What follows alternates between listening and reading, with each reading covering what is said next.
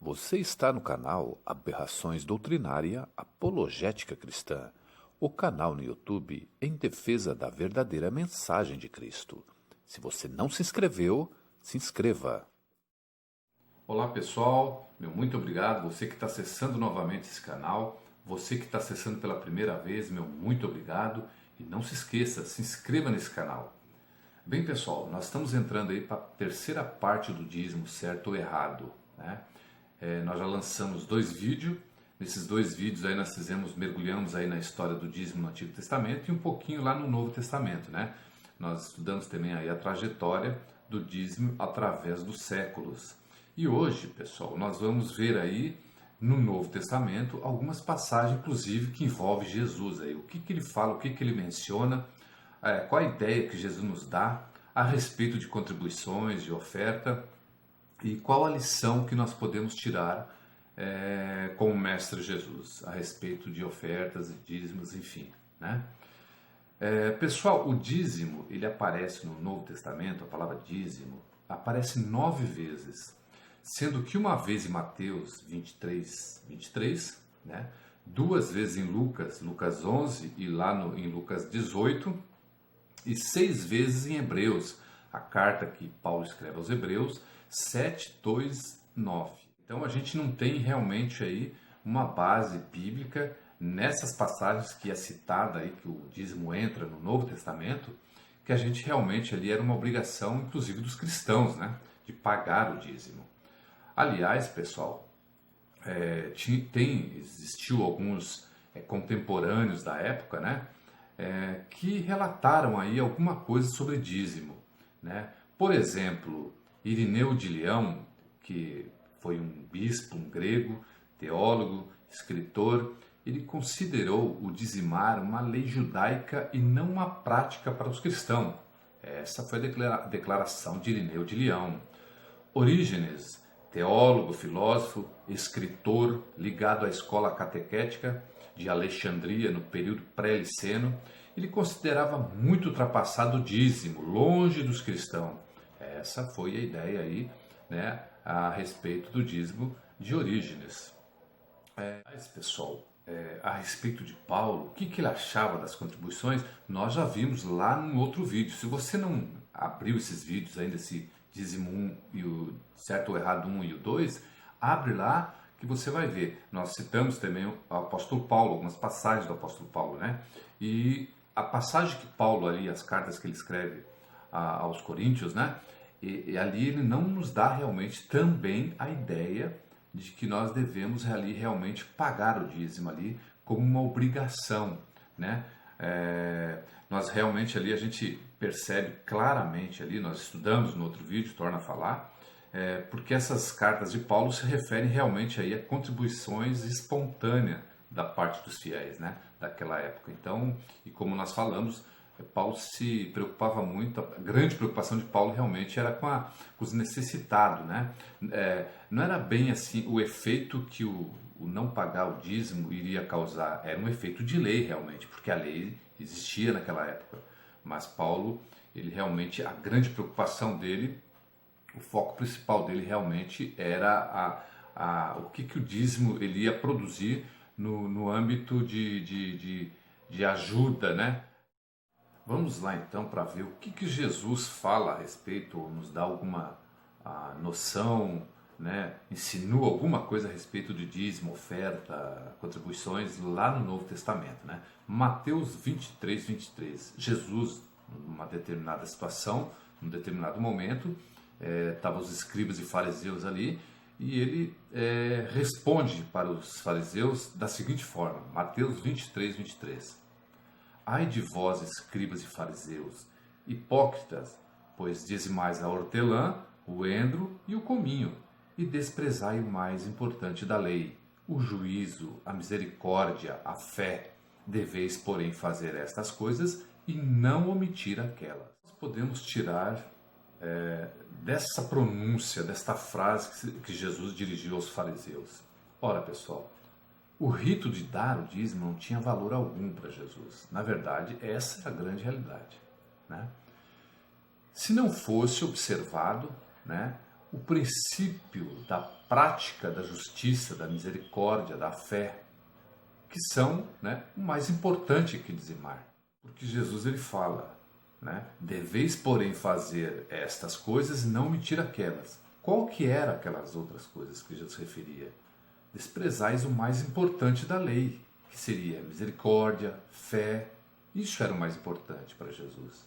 Porque o rito do dízimo, realmente, lá no Antigo Testamento, era uma finalidade específica, atender os necessitados, viúvas, peregrinos, pessoas realmente com muita necessidade, que passavam ali pelo templo. Então, este era o rito do dízimo, este era o objetivo do dízimo. E quando Jesus fala, chama a atenção dos escribas e fariseus, ele quer dizer que vocês dão o dízimo, né, querem levar tudo certinho, porque, pessoal, os fariseus, eles eram um grupo de religiosos, muito religiosos, né, que levavam ali a lei mosaica, a lei de Moisés, ao pé da letra realmente. Né? Eles davam dízimo de tudo, né? Eles queriam aparecer ali para Deus que realmente eram certinhos na face da terra. Então eles davam dízimo até de condimentos. Tanto que Jesus aqui, vocês veem que ele fala, né? Dizimais da hortelã, o endro, o cominho, né? Então eles davam dízimo de tudo, né?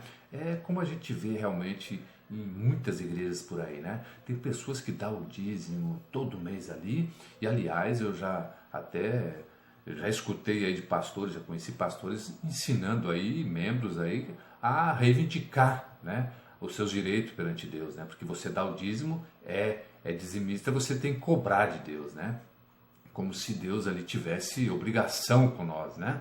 Então é um absurdo realmente. Então, pessoal, esse grupo de religiosos era muito religioso, né? E aí o que Jesus fala? Não, então eu vou dar uma... Aí ele responde desta forma para os fariseus. Mas ele quer dizer realmente que eles estão dando o dízimo de tudo, sendo muito certinho, e estão esquecendo da essência do dízimo. E se você quiser descobrir a essência do dízimo, é só olhar lá para o Antigo Testamento, como que era o rito do dízimo lá dentro do templo, que era para atender os necessitados, né? E a base de tudo, aí Jesus fala aqui, ó, né? E desprezais o mais importante da lei, a misericórdia, a fé, o juízo. Isso é o mais importante do que dizimais. Então, pessoal, para Jesus o dízimo aqui não tinha muito valor, né? Se não tivesse sendo observado aí o princípio da prática da justiça, da misericórdia, da fé, né? Esses são o mais importante que dizimar para Jesus, né? Ou seja, que eles continuassem observando realmente o preceito, o rito, né, mosaico do dízimo, né? Porque realmente eles estavam num período ali onde existia a lei, realmente a lei existia ainda, né? Mas que priorizasse realmente o que era mais importante da lei, né? E aí ele fala, o mais importante da lei é a misericórdia, a fé, né? Isso é o mais importante. E eles estavam esquecendo disso, né? Aquele grupo de religiosos estava levantando o queixo, o nariz, estava, né, achando que estava sendo os maiores, os maiorais, mas na verdade não, estava esquecendo do principal, né? Que era realmente a misericórdia, a fé. O dízimo, pessoal, era uma herança que Deus tinha dado aos levitas aí, né? Como a gente pode ver lá no Antigo Testamento e como a gente realmente estudou aí nos outros 2 vídeos, né?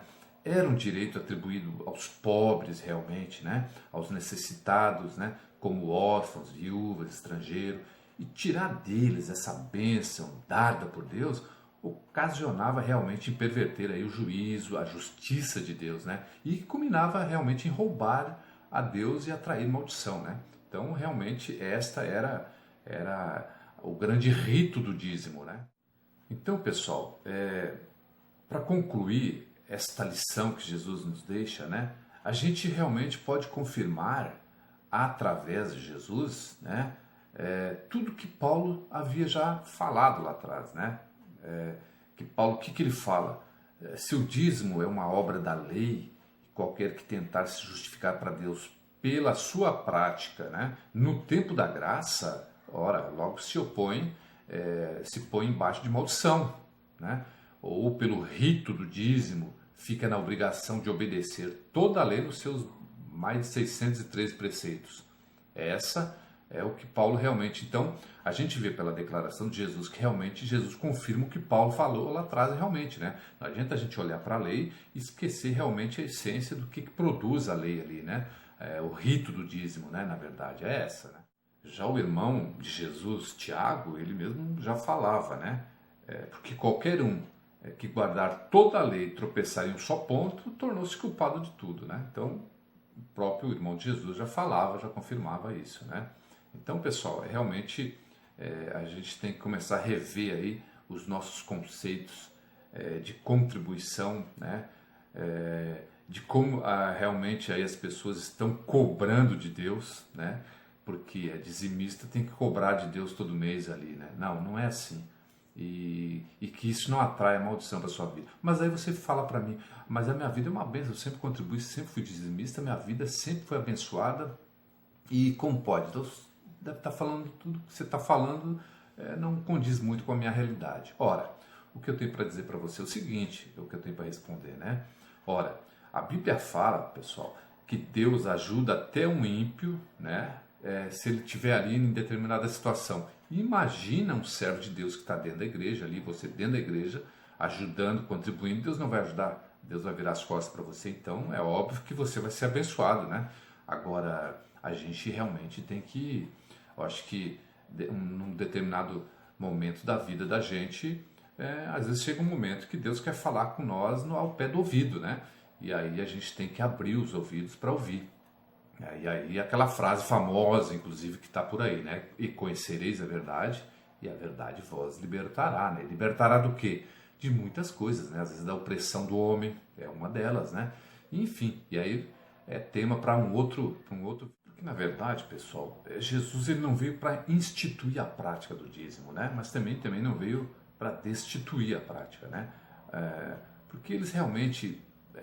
Jesus ele quis passar ali para pessoal daquele período, daquela época, que eles deveriam realmente continuar a dar o dízimo, porque era lei, né? Mas tinha um pequeno detalhe, né? Jesus se referia, sempre se referindo muito, direcionava sempre as suas, com relação ao dízimo, aos judeus, né? E não aos cristãos, porque os judeus tinham realmente esse compromisso com a lei, né? Então, temos que considerar isso, né?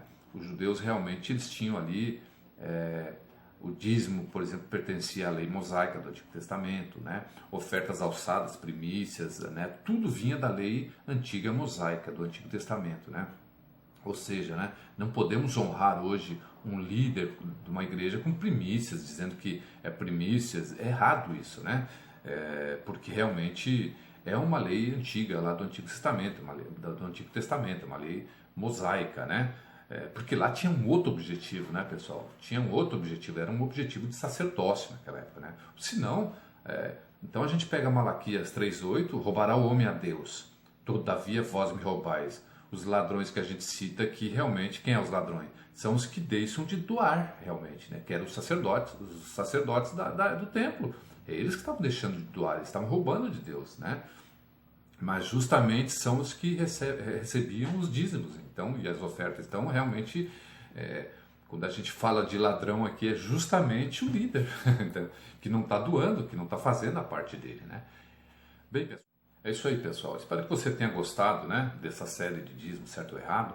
Eu lancei um vídeo aí sobre igrejas triunfalistas. Aliás, essa série aqui de dízimo, né, é um trampolim realmente para a gente entrar nessa outra série sobre igrejas triunfalistas. Porque igrejas triunfalistas é justamente as igrejas que usam a teologia da prosperidade, ou seja, elas têm no seu bojo a liturgia, né, a teologia da prosperidade e as curas divinas, né? Então a gente realmente, essa série de dízimo aqui, realmente é um trampolim para a gente entrar nessas igrejas triunfalistas. Eu já lancei um vídeo aí da igreja triunfalista, se você não abriu, entra lá, abre, assiste, que você vai ver. E eu vou estar lançando já o segundo, já estou preparando aqui, já está quase no final, para lançar o segundo vídeo aí da igrejas triunfalistas. Nós aprendemos nas igrejas triunfalistas toda a origem delas, de onde vieram, que vieram do ocultismo, a origem aí, os seus líderes, né? Como é que eles conseguiram chegar até hoje, onde eles estão, da onde eles vieram E por que essas igrejas a gente classifica como igrejas que vêm do ocultismo?